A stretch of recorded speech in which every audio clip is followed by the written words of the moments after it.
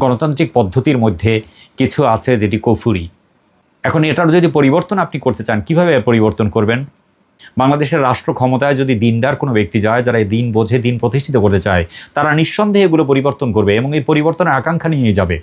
সলাৎ যখন আমাদের উপরে ফরজ হয়, তখন বাইতুল মুকাদ্দাসের দিকে ফিরে সলাত আদায় করতেন। আল্লাহ রসুলের ইচ্ছা ছিল, আল্লাহর কাছে তিনি আবেদন করতেন মনে মনে যে, রব্বুল আলামিন, আমি যদি কাবার দিকে ফিরে সলাত আদায় করতে পারতাম। আল্লাহ তাআলা রব্বুল আলামিন তাকে অনুমোদন দিলেন। আল্লাহ রসুল তো জানতেন যে কাবার মধ্যে এখনও মূর্তি আছে, তারপরেও তো সেদিকে সলাত আদায় করেছেন। যখন সুযোগ হয়েছে সে মূর্তি ভেঙে চুরমার করে দিয়েছেন। আজকে আপনি বাংলাদেশে থাকছেন, বাংলাদেশের গণতান্ত্রিক রাষ্ট্রকে আপনি মেনেই এখানে থাকছেন।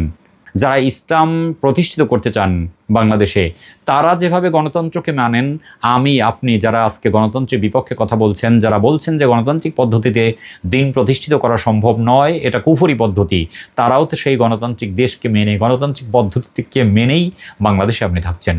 যারা ইসলামী সংগঠন করেন, দিন প্রতিষ্ঠিত করতে চান, তারা অন্তত চেষ্টা করছেন এই পদ্ধতির পরিবর্তন করার জন্যে। আর এই পদ্ধতির পরিবর্তন যদি মক্কা বিজয়ের যদি না হতো, তাহলে কাবার মধ্য থেকে যেভাবে মূর্তিগুলোকে ফেলে দেওয়া সম্ভব হতো না, তা সেই একইভাবে রাষ্ট্রীয় ক্ষমতায় যাওয়া ছাড়া, রাষ্ট্রের দায়িত্ব নেওয়া ছাড়া, রাষ্ট্র থেকে এই কুফরি মতবাদকে দূরীভূত করা কোনোভাবেই সম্ভব নয়।